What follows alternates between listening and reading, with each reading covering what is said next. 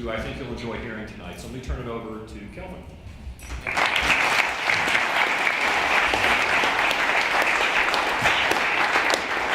Okay, let me just check you can hear me. Everyone can hear me? Okay, right. So the word is knackered, by the way, that's an English expression. So before I start, I was asked to dedicate this talk to Robert Lightfoot. Sam, as I knew him, I did get to meet him.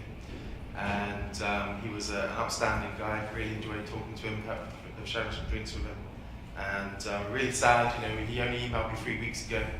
And he was optimistic, and it all happened so sudden. I'm sure that many people miss him who knew him. And you know, I had the honour of, as Les mentioned, I'm the editor of Jabez, and I had the honour of editing some papers that Sam appeared in. So here's one called Directed Energy for Relativistic Propulsion and Interstellar. No, sorry, that's Philip Lubin's paper. My apologies. I don't think he knew about relativistic propulsion, but communication, SETI, and strategies. And this is going to be a talk sort of focusing a bit on the SETI, so that's appropriate. And actually, the last technical contribution that Sam made was in the I4S new journal Axiom, which we're piloting at the moment on the second issue. And he produced a paper which is titled Lacking Tools, Information, and Hope, the Results of the First Attempts in Colonization by the Spanish in a Strange New World. So what a contribution, what a guy, really be missed. So I do dedicate this talk to him, although it won't necessarily be about him.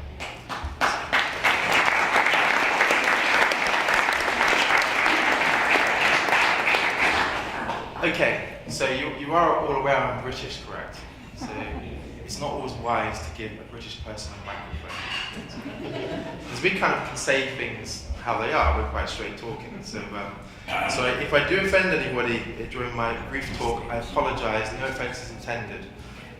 We just like to say things how we see them because we believe in the diversity of opinion. So it's a great honour to be presenting to you. I have presented at TVIW previously. I was originally given a talk, which is the title of this talk, and I got an email at 2 in the morning from Robert Kennedy saying, "Are you up?" It's like, well, do I sleep? And so we scrapped at 2 a.m. My daughter was asleep, so I had to secretly go downstairs and have this clandestine discussion with him. He said, "Can you do the dinner talk instead?" And so I agreed to that, and then of course we had the situation with Sam. So it's kind of appropriate to strike the right tone. So esteemed guests, organisers of TVIW, President John Preston, where are you? President of TVIW, and Les and all the other people, co-conspirators of the stars, friends, enemies, whoever you are in the audience. It's great to be talking to you this evening. I'm the editor of Jabez, which is the red covers are the most famous that this community is aware of, 1974 to 1991. And I became assistant editor 4 years ago and editor 2 years ago to really help the journal out. And it's been an honour to be editor of that journal and to really get it recovering. We get a lot of exotic papers, as you can imagine. I mean, warp drive papers, you know, but there's a lot of speculative stuff, UFO stuff, and I have to strike a balance between keeping the journal sufficiently visionary but also credible, and it's a very hard job. I get harassed by people, Philip Lubin, where are you? Saying, where's my paper, when's it going to be published? And it's extremely exhausting for me personally to get those sorts of emails, but I have to put up with it. So I'm an aerospace engineer, I also did astrophysics. I studied for my doctorate, I studied for was laser fusion, and I've also been a teacher. I spent 12 years working for the Ministry of Defence in England, working on what this has been recorded, so I'll just say technology. Yeah. And that was an interesting job, and I decided to leave that a year ago to really focus on what I'm passionate about, which is interstellar flight, and it's the reason why we're here today. So I don't have any slides, I've just got some scribbly handwritten notes, which I quickly wrote together over a whiskey. So hopefully I can make some sense of them. I'm going to start by talking a little bit about the past. Everyone's heard of Leonardo da Vinci. Okay? Anybody not heard of Leonardo da Vinci? If you have, please leave the room. So I went to a collection of Leonardo da Vinci's work a few years ago in London, 92 pieces of his work. I queued for 4 hours in the rain, and it was really inspirational. When Leonardo da Vinci was alive, he was creating these amazing engineering conceptions. which took centuries to be maturated because the technology was not yet ready. So I kind of see this community as children of the Renaissance, that we are following the footsteps of Leonardo da Vinci, and that the machines that we attempt to design may not be ready for a very long time, maybe centuries, who knows. But the seeds that we are laying are very important, and other generations will build upon them, so that's always important to keep that in mind. We're all aware of the famous novels by H.G. Wells and Jules Verne about going to the moon using Calverite paint or anti-gravity or firing a ballistic rocket. Well, in the 1930s, the British Interplanetary Society said, well, what does it take to get to the moon really? So they designed a moon rocket to go to the moon. They sat down, did the engineering calculations, and they produced a design for a moon rocket. And they did a later version, which is a nuclear-powered version. Very similar to Project Apollo, what actually landed on the moon. It's not a greatly recognized study, it really should be. So it's in that spirit that the BIS was born. And I'll talk a little bit more about Daedalus a bit later, which is really important to the person. So we live in a galaxy. It's been here for a long time, as old as the universe, 13 odd billion years. It takes our star roughly 220 million years to rotate around it, 100,000 light years across. So if you could travel at the speed of light, it would take you 100,000 light years to get across it, if that's your speed, ignoring relativistic effects for a moment, because we'll get back to that a bit later. Interstellar travel looks really, really difficult. So we come to Enrico Fermi's paradox, which he presented us in the 1950s, which is that, well, there's so many stars in the galaxy, if life evolves purely as a function of chemistry, there should be lots of planets out there, which we know there is from the recent observations. Where is the life? And I see that more as a contradiction between our theoretical expectations for intelligent life in the universe and our observations that we don't see any. But that planted the seed for an entire community, which is the SETI community. And there's an offshoot of that, which is the Interstellar community, which I will again get back to, because I think that's really important. So we have the famous Drake equation, which is a really important tool for thinking about the problem of SETI. Thinking about how long it takes for planets to evolve, and stars and solar systems, and life on them. But the Drake equation, it's very much an approximation. It gives you a minimum value of what is likely to be out there. I can give you just two important factors that it does not take account of. The first is the fact that civilizations may, in fact, originate from their star systems, and they would diffuse out into the galaxy. And so if you look at the Gerard O'Neill studies in the 1970s, which showed that actually there's much more resources, as we heard from John Lewis this morning, there's much more resources in space than there is in the planetary biosphere. So we should expect that life to be actually quite prevalent in the universe, instead of just being limited to planets. And in fact, life may live in space rather than on planets. And so the Drake equation doesn't really take account of that, so that civilizations will arise and they will kind of diffuse out and possibly exponentially populate the galaxy. The second factor it doesn't take account of is that life itself may not just evolve on planets. We have some recent interesting ideas from Professor Gregory Matloff. Where are you, Greg? I've got to make sure you're pointed out so you don't get away with it. Talking about stellar consciousness, and I don't always agree with Greg's ideas on this topic, but I defend his right to talk about these ideas as a form of philosophy, thinking about different ways that life could evolve.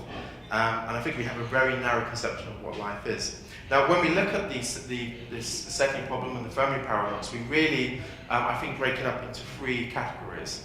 The first is what Alan Bond termed in his 1980s paper, Sagan-Drake chauvinism, which is referring to Frank Drake and, of course, Carl Sagan, whose view was that the galaxy is populated by intelligent life.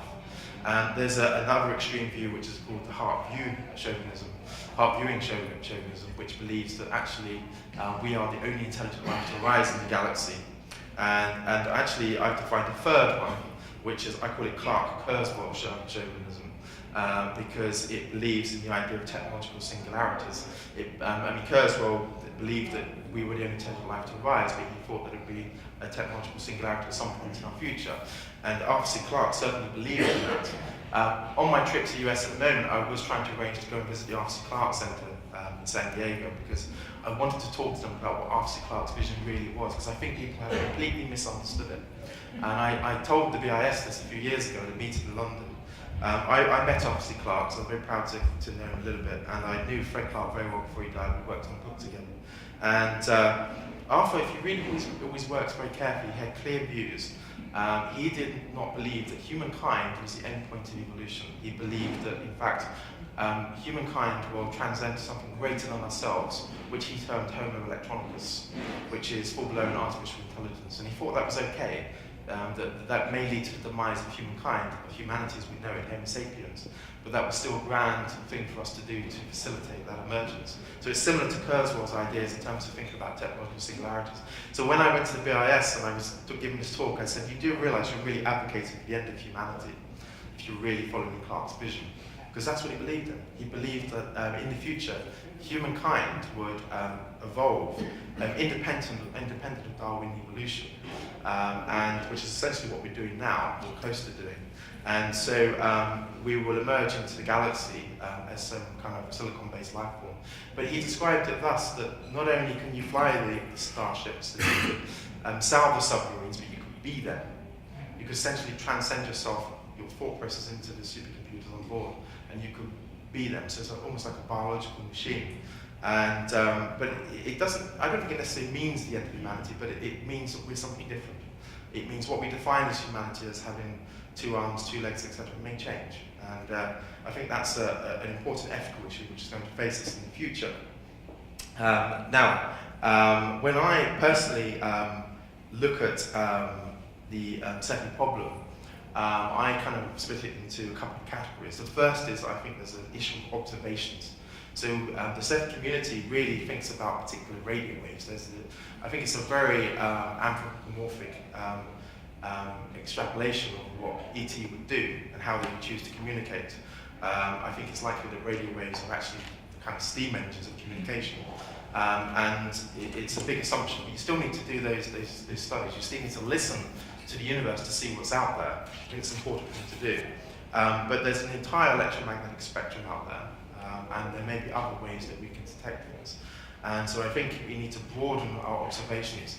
The second thing is our interpretations of those observations. So one of the things that scientific method requires is reproducibility, for example, of a measurement.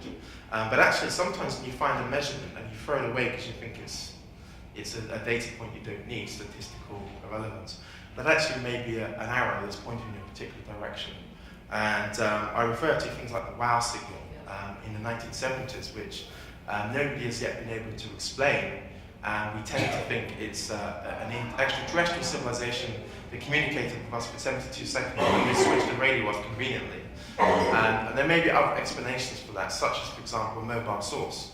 Bob Zubrin has done some work with others a few years back looking at energy emissions from starships, so from the X-ray and the gamma ray emissions that may come out from fusion engines, antimatters, from mag cells, that sort of thing, which can actually stretch over light years when you look at the distances they can be detected. And I think we kind of refuse to even accept those possibilities, which is unusual for this community and for the SETI community, given the grand problem we're trying to really address. So how we interpret data is really important, and that's something we need to think about. Carl Sagan wrote a paper, I think it was in the 1980s, where he indicated there were 35 other anomalous signatures in the database which have not been explained by astrophysics as yet. I think we need to go back and kind of revisit that data and try to explain it. So I mentioned in JBIS I get a lot of wacky papers, and some of the people in this room send them to me. So, I won't mention any names, but I do get some interesting papers, and they have to be reviewed, and it's a lot of work. But I always try to strike a balance between, as I say, being visionary and also being academically rigorous. But there's a lot of other things that happens in the SETI world, which we categorize as ufology because it's so extreme. And so things like alien abduction, for example. I don't think that people are being abducted by aliens, but I would just recount an experience that I had, which I thought was fascinating. I'm not going to say I was picked up by a UFO, don't worry. Basically, I was having a particularly stressful period, and I went to sleep, and in my room, this apparition appeared. I've not gone mad. Follow me. This apparition appeared on the end of my bed, and I felt this malicious intent towards this evilness towards me, and I was scared. And this was only a year ago, and I was, what is this? Basically I wanted to wake up because I wanted to escape from this nightmare. And it happened twice, 2 days in a row. And I was getting a very big lack of sleep because I was looking after someone who wasn't very well. And me and my friend started looking it up, and we worked out it was sleep paralysis. Okay, so sleep paralysis, when you go to sleep, you have to have sort of 190 minutes of sleep times 4 to get in the REM mode to get a really good night's sleep. And sometimes if you're a bit stressed, you can hover between the limit of consciousness and subconsciousness. And so your body can be paralyzed, but you're slightly awake. And so this experience of this sleep paralysis, of seeing this creature, is very, very common. And a lot of people have it. And when I realized it, I was so excited because I was like, wow, that's amazing. That explains so much of the abduction. It seems to me. So that's just one experience that I can personally account, which I think is very interesting. There's another problem which creates issues for interpretation of data is the classified community. I mean, we only heard the other day about music being heard behind the moon on one of the Apollo missions. And although NASA said that was actually released in the 70s, very interesting data point to think about. But you know, the problem is that in the past, you know, the U-2 spy plane was used as a cover for UFOs and things like that, and that was admitted. But this kind of makes it very difficult for any researchers to really start to take apart the data and work out what is real and what is imaginary. And so it makes it difficult to do that. And the only thing we've got to rely on is science and physics and what we know about physics, and I'll come back to that in a moment. There are other things that I think I've not looked at. I realized a few years ago, and I started writing a paper on it, that actually chemical rockets are limited to 500 kilometers per second, maximum exhaust velocity. And so obviously when you try to get into Earth orbit, you need to stage your rocket.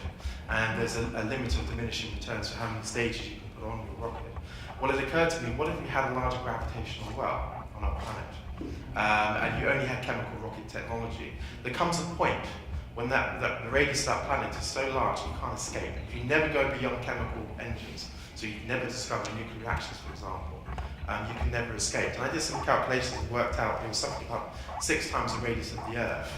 But I realized that I didn't take account of rocky cores, so it needs to be extended. That's why I never published it. But there is a maximum limit upon which chemical engines cannot escape. And so if it is the case that there's a lot of Earth-type worlds out there in the galaxy, and civilizations just don't go to a particular scientific level, they simply can't escape their planet.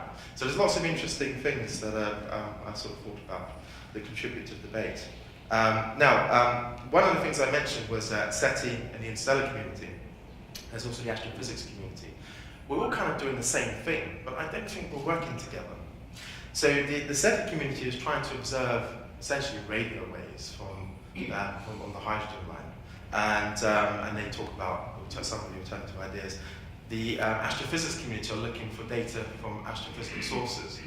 And what do we want to do? We want to build starships, right? We want to build reconnaissance probes to go out there and actually see what's out there for ourselves. But I mean, if I'm honest, I've been in this community since 2007. I've had very little interaction with the SETI community. Now, I could go to SETI conferences, but I'm just thinking about the Interstellar conferences that I've attended. And it seems that those two communities are not really talking in the way that they should be. And in fact, it's even worse than that, because in 2012, at a conference in San Francisco, I think it was San Francisco, the former institute director of the SETI Institute, Jill Tarter, made the statement, the Starship is effectively impossible. And I have an issue with that statement because I don't think that's a qualified statement to make. And it's, you know, so that's the kind of conversations we need to have, is there needs to be a harmonization of the knowledge and a cross-transfer of ideas so that we can improve the chances of the SETI community and they can help us as well. And I feel that's a communication issue that we need to really address. Okay, so this is another slightly controversial issue which I'm going to voice, which is there was a wonderful talk earlier on ethics. Where was the young man who gave that wonderful talk? Okay, so very good talk, really enjoyed it. I'm afraid I disagreed with it all. I did say I was English, I'm afraid. I'm in agreement with one of my esteemed colleagues, Professor Rachel Armstrong, who's an architect at Newcastle University. And we've debated this, and we've come to the conclusion that basically the way we're conducting space exploration is anti-life. In that if you think about planetary protection protocols, the 1967 Outer Space Treaty, we worry about life or bacteria on spacecraft contaminating other worlds, or we worry about the bacteria on those other worlds contaminating us. And I think that's a ridiculous position. We have an aspiration to colonize the universe, and I see the universe as our playground, and I am afraid a fan of directly panspermia for those who are aware of what this is. But if you think about it, 90% of a human being is non-human bacteria. Okay? So we have a lot of non-human cells in our body, something like 10 trillion. Okay, so there's a lot of us already which is non-human. And yet we're worrying about going out into the universe and contaminating other worlds. And actually, I think the most interesting things in life happen when you have the collision of life, two different types of life. And you can see examples of that in the evolution of biology on Earth. And so, you know, that's an issue I have, is I think that I can understand the ethical reasons for planetary protection, but when we say things like, if we went to Mars and we discovered there was bacteria on our spacecraft, that's a waste of all of our money, I'm afraid I disagree. I think actually it's much more interesting to take bacteria to other worlds and to see what happens. And the day when we, I think, grow up and realize that is the day when we can really become an interstellar civilization. I did say that was a controversial view. And yet we do things which are contradictory, such as we take our spacecraft when they've finished on their journeys and we say, well, okay, we will plow them into the atmosphere of Jupiter or Saturn because the pressure will just burn them up. How do we know there's no life forms on those worlds? How do we know that there's not great big jellyfish in the same way that Arthur C. Clarke talked about in these meetings of Medusa?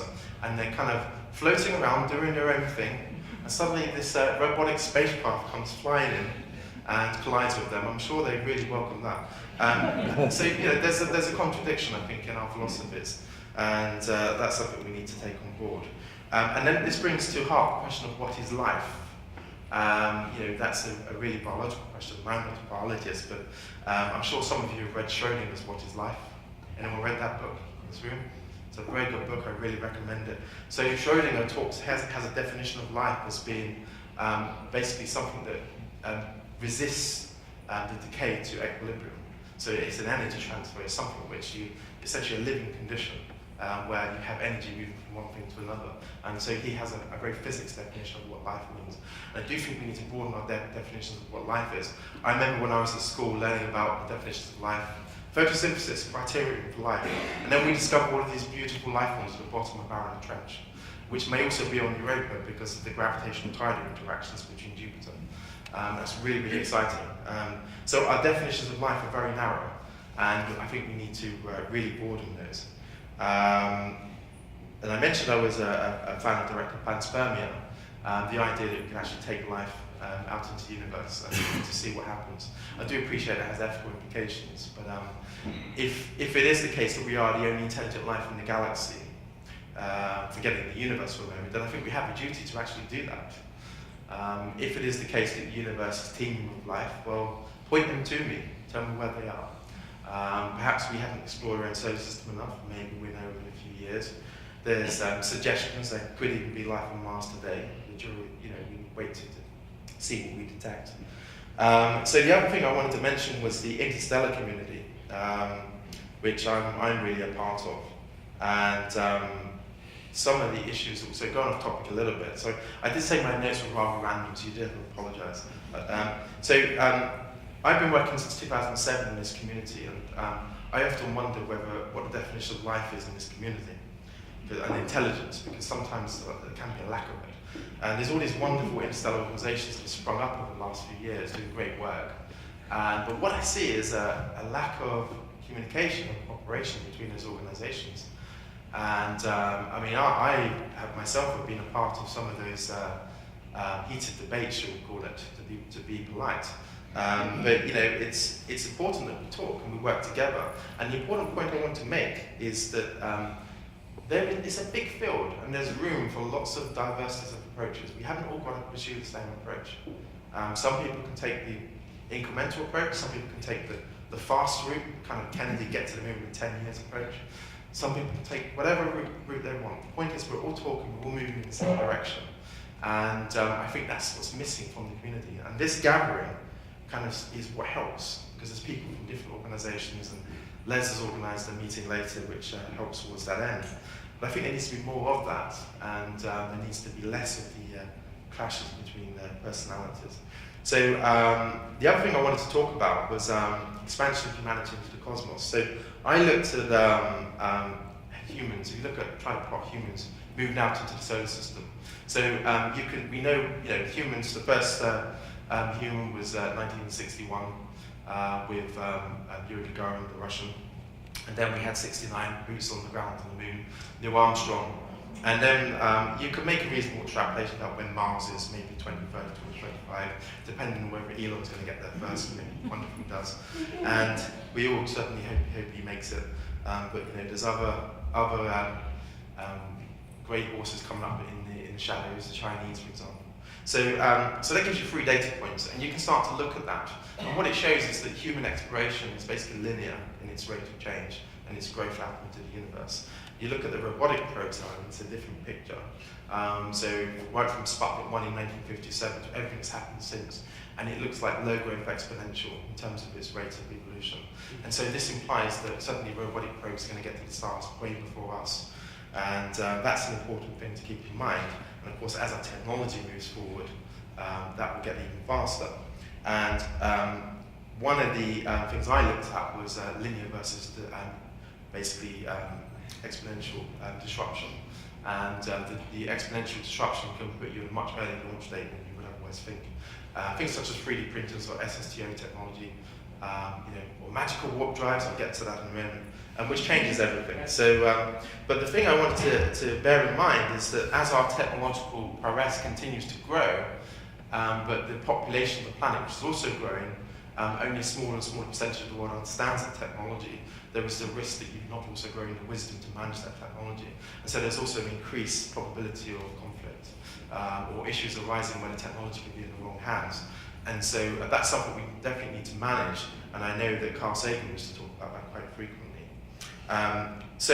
In the last section of this talk, because I'm trying to keep within half an hour, which is what I was asked to do, who's read the Foundation series? Isaac Asimov. Right, so what an influence. I mean, so many people read the books. I no doubt there's many people that met him. Greg, Jeff, you probably all met him. And I would love to have met Isaac Asimov. When I first heard his voice, I was amazed. What a colourful character. In the Foundation series, he has this idea of psychohistory. This idea that you can actually predict, using statistical mechanics, essentially, the evolution, the rise and falls of civilizations. And he got the idea from Gibbon's The Rise and Fall of the Roman Empire, and he was also thinking about molecular dynamics. And he actually concluded that it wasn't possible because if you take individual particles, they're just defined by a few numbers. You take human beings, who are much more complex, right?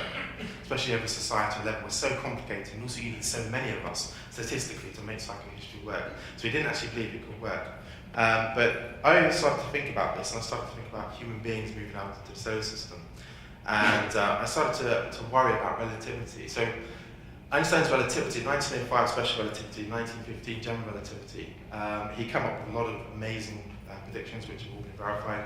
Recently, gravitational waves, of course, which were already sort of validated back in the I think it was in the 90s when they measured the energy coming out of 2 neutron stars, which they thought was probably due to gravitational radiation, and they were given a Nobel Prize for that discovery. So it was already kind of validated back then, but now we've actually detected it, and it's a really, really great result. So one of the implications is time dilation, and of course, which says that if you have 2 twins, same age, and one goes off, accelerates in the universe at a certain rate for a certain number of years, and comes back, essentially his clock is slowed down relative to the Earth. And so he comes back, and maybe he's only been away for 2 years, and the twin at home is basically 30 years has passed, depending on the rate of change. So this is essentially, it raises things such as the grandfather paradox, and all those kind of weird things, the twin paradox. So, but there's another implication to relativity, which is Carl Sagan, he wrote a paper, I forget when it was, but he showed that actually, when I said at the beginning of this talk, you can get to across the galaxy at speed of like, take 100,000 years. It's actually much better than that, because if relativity shows that if you keep accelerating, you can get to the center of the galaxy, which is 26,000 light years away, in about 28 years. You can get to the edge of our galaxy in about 30 years, Andromeda 32 years, the edge of the known universe by 40 years. And that's really, really important thing to bear in mind. But of course, for the people back home, a long time has passed, possibly millions of years, depending on the rate of change. Of course, the Tau Zero Foundation, Mark Millis named their organisation after Paul Anderson's wonderful novel, Tau Zero, which explores this idea of circumnavigating the entire universe, a great novel. But there's another implication to this, which I think people haven't thought of, which gets to really what was the original title of my talk when it was going to be a technical paper, which is, so if I'm one civilization in the galaxy, and I develop starships and I go off and explore the galaxy at a certain speed, because that's the optimal technology we've developed, maybe fusion engines at 10% the speed of light. And somebody else has developed antimatter and they're going at 30% the speed of light. And so there's several problems here. The first thing is we're all aging at the planets we evolved from have sort of started at slightly different times. Life has risen at slightly different times in those planetary systems. So there's a time difference there. But secondly, as we're going off relativistically through the galaxy, we're traveling at different velocities. There's a relativistic effect which is different between the two. So let's say that civilization meets the other one. Say, oh, hi, nice to meet you. I'm from Earth. Where are you from? Well, I'm from the blue planet, whatever it's called. Avatar, I don't know. Okay, great, let's exchange knowledge and we'll meet back in 5 years. So he then accelerates back off, he accelerates back off. They've got a time dilation effect back home. They tell their people back home. Meanwhile, they're developing more technology. Maybe he hasn't developed any, but he's going slightly faster. And they come out and it's like, well, hang on a minute, where's the guy who was agreeing to meet? But there's a relativistic factor. So if you now multiply that problem, if you had 100,000 civilizations in the galaxy, say, over the entire galaxy, it's got 400 billion stars in it as an upper limit, you have a different relativistic factor for all of those starships in the galaxy. And so it becomes problematic to conduct meaningful communication with any other civilization that's more than a few light years away. If you go to someone's Alpha Centauri, 4.3 light years away, and if you're only traveling 10% speed of light, the relativistic time dilation factor is not so significant. But if you're much further away and you're going much faster, and this acceleration is the key thing, then it becomes problematic to actually conduct any meaningful dialogue, because everyone just gets confused with all the time dilation effects, because it's all a function of the different speeds you're all going at with the different technologies. And I call this temporal spaghettification. That's the name I gave it. And now the situation where this may not occur is if you get an equilibrium of velocities. In other words, if the laws of physics prohibit certain very advanced technologies, you only get to a certain level, you can imagine a velocity distribution of speeds of starships in the galaxy. So you get the world ships at maybe sort of 1% the speed of light, you get your Daedalus type vessels at 10% the speed of light, and maybe antimatter and your light sails much faster. But there's a distribution of velocities. Now, over time, it may be that it sort of equilibrates, and so there is a form of harmonization, but that may not be the case. And I think it becomes problematic to have meaningful dialogue. The other thing, so for that reason, I think that the idea of relativistic starships such as the Ramjet, which is a great idea, I think becomes problematic in terms of going at 99.99% speed of light, because it's just impossible to even go back home to a civilization which is long gone, let alone conducting meaningful communications with other civilizations. And then I come to the lovely warp drive, which many people are fans of. So I actually got into this field through the warp drive. I was interested in it, studying general relativity. I thought, okay, what problem can I start to look at that's only got a few people looking at it? So Miguel Alcubierre's paper in 1994, and I identified 19 engineering physics reasons why a warp drive currently doesn't work. I never used the word impossible because I don't think that's a sensible thing to do, but it looks problematic. That's as far as I go. But let's think about warp drive. So my name's Kelvin, so I invented my own law. I have permission to do that. So my law is that no system can contain information indefinitely. So people were talking about closed systems in the talk earlier. There's no such thing as a truly closed system, for example. All systems are leaky in some form.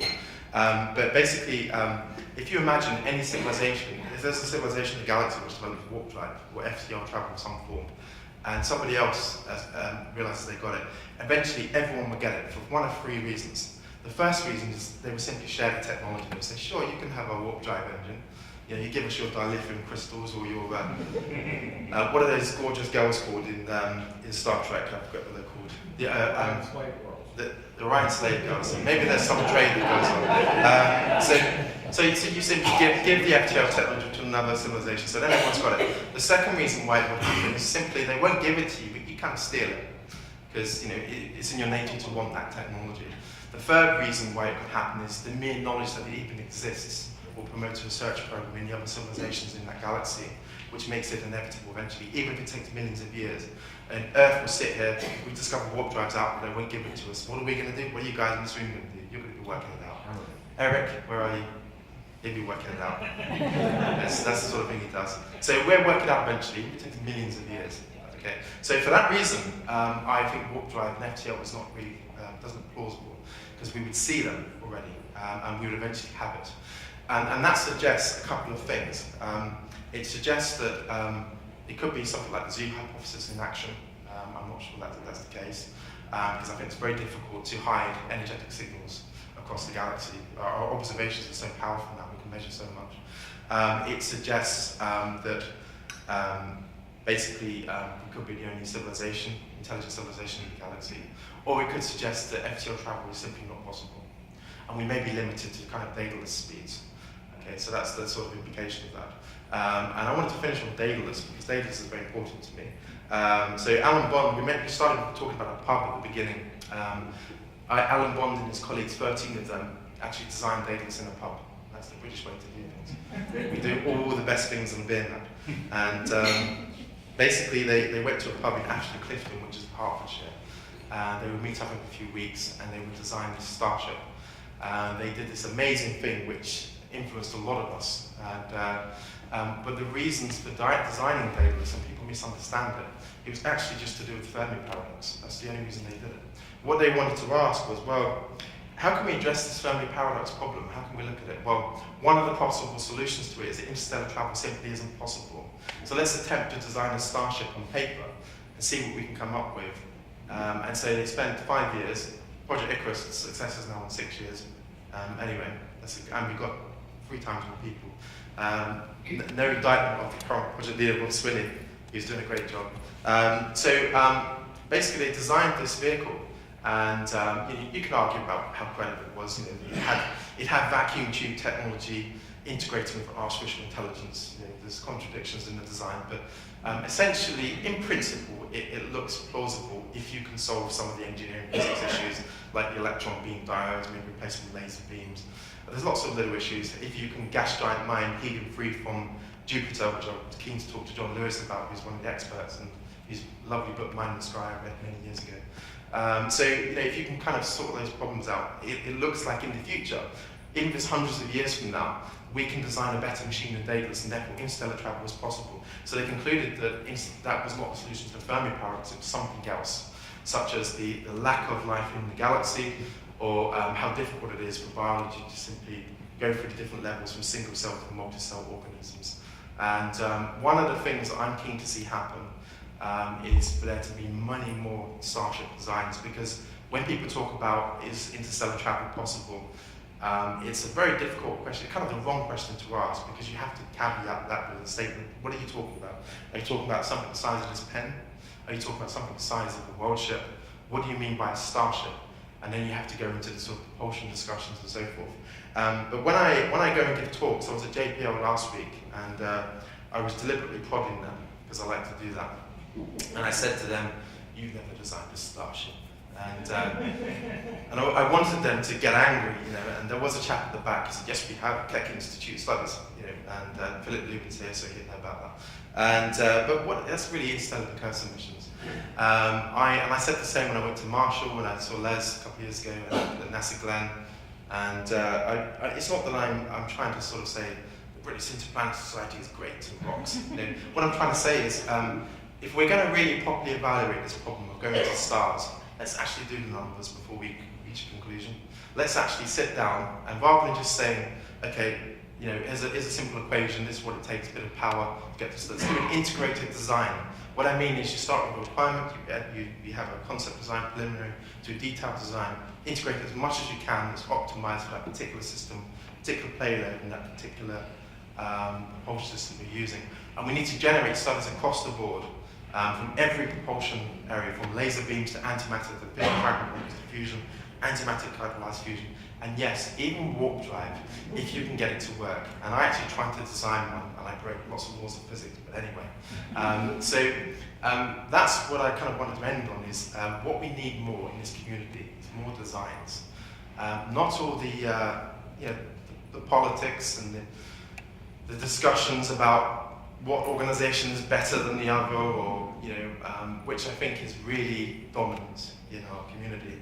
What we need to focus on the technical problems, which is let's design actual technologies and vehicles to take us to the stars. Let's address the problems. Let's work together to make that happen.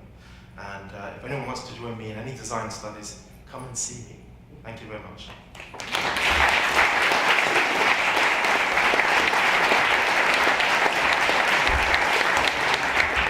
And can I ask you just one more time to raise your glass to Robert Sam Lightfoot in his honour.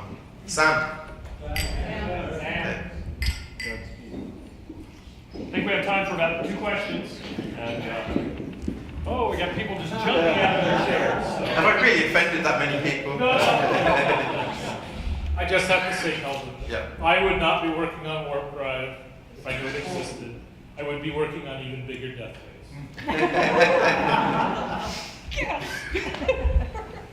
You're my new personal Spaghettification, does that make you a Pastafarian? Pastafarian? Pastafarian. My spaghetti pasta. Very good. There actually is a working warp drive. I mean, it's very simple conceptually. Warp 8, for example, will take you across the galaxy in a subjective day. You just map yourself into computer space and divide your clock by 50 minus 8. I don't think we've had our 2 questions yet. This is just a comment. One thing that I read a few years ago that seemed very interesting, and that is Zaslav at Harvard brought up a point that's often not recognized. What's that? Dimitar Zaslav? Yes. Sorry. Okay. I don't know him personally, but I read an abstract on his paper that brings up the point that a possible resolution to the Fermi paradox is that the Fermi paradox only applies if the time scale for evolution of life is much less than the age of the universe. And he brought up the point that we might really be that's currently not true necessarily. That we might just be one of the earliest life forms. That it's not, the universe isn't really old enough for the Fermi paradox to apply. Sure. So I guess what I'd say to that is, well, you already said it for me, which is that's not true as far as we know. And one of the things I was going to say, which I forgot to, was what we forget about this community. So in my previous day job, I worked on hard engineering physics things, and I used to get grilled with a little blip on the curve. What is that blip? What's the uncertainties on it? 1 sigma, 2 sigma, and it was really, really hard. And then I was also working in the speculative interstellar community, which is very hand-wavy. You can say, I've got an antimatter engine, it's this big, it does this, and you can really get away with a lot of speculation. And what we need to do is ground ourselves in what the known physics. It's the only guide we've got of trying to assess anything, including all that UFO stuff I talked about. Ground yourself in known physics. There's a lot of physics out there which is speculative, which is very interesting. String theory, multiple dimensions, etc., which is speculative and there's no evidence for it. We should pursue it. And so, answering your question, the evidence suggests that the galaxy is way older than life. So, unless you can show the evidence otherwise. But if it was the opposite case, then yeah, that would apply. I'm not saying one way or the other, just remembered up. Yeah, sure. Probably one more question from the back, and then we need to.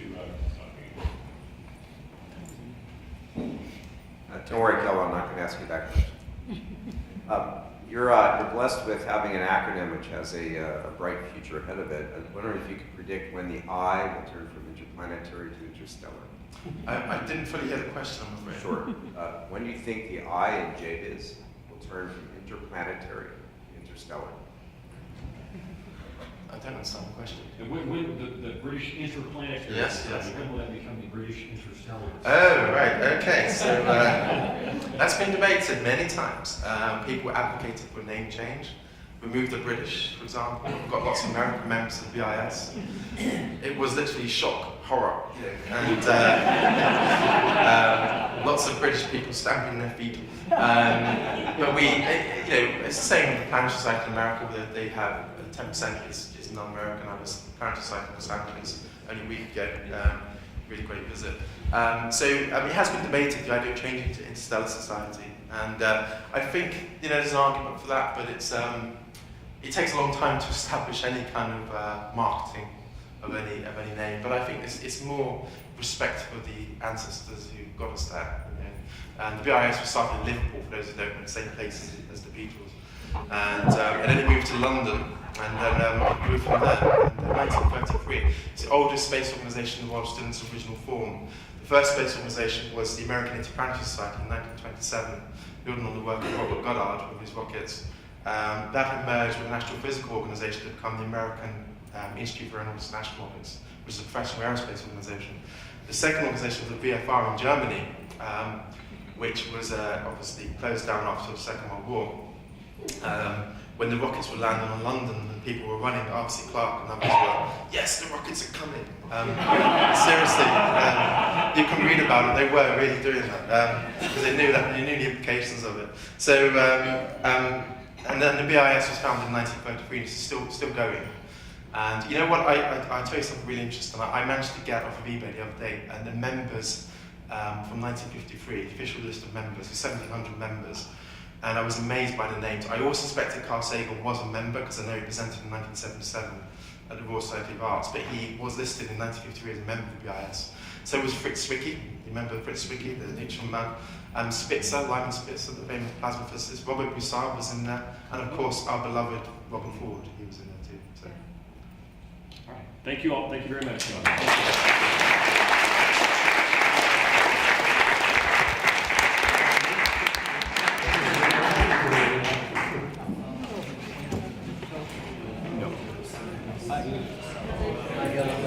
It's a very